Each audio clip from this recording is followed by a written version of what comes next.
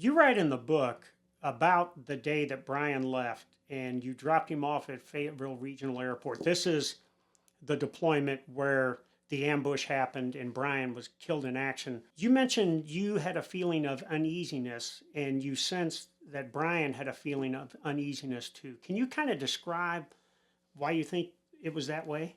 Yeah, and I don't know why. I was never someone to have that anxiety. And I think Brian and I were just always more like, hey, we'll see you when we see you, or I'll talk to you as soon as I can. And I mean, the first deployment, I didn't hear from him for 4 weeks, 5 weeks.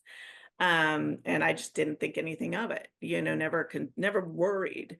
And I just never worried about him. I had the kids to worry about and everything else. And I just assumed everything would be fine. But something, it just was a gut feeling or a premonition. And I think, we all get those sometimes. We don't know what's off, but we know something's off. And I remember thinking, I need to stop him, but there's no way I can. I knew we both felt it, but neither of us ever talk about those things because you just can't.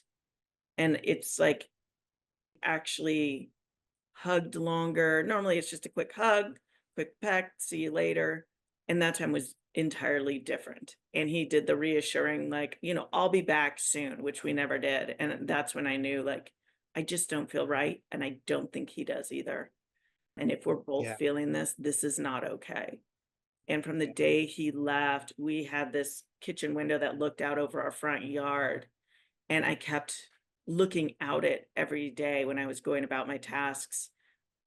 Every time I walked in the kitchen, I would look out the window and look for uniforms walking across my lawn because I knew someone was coming for me.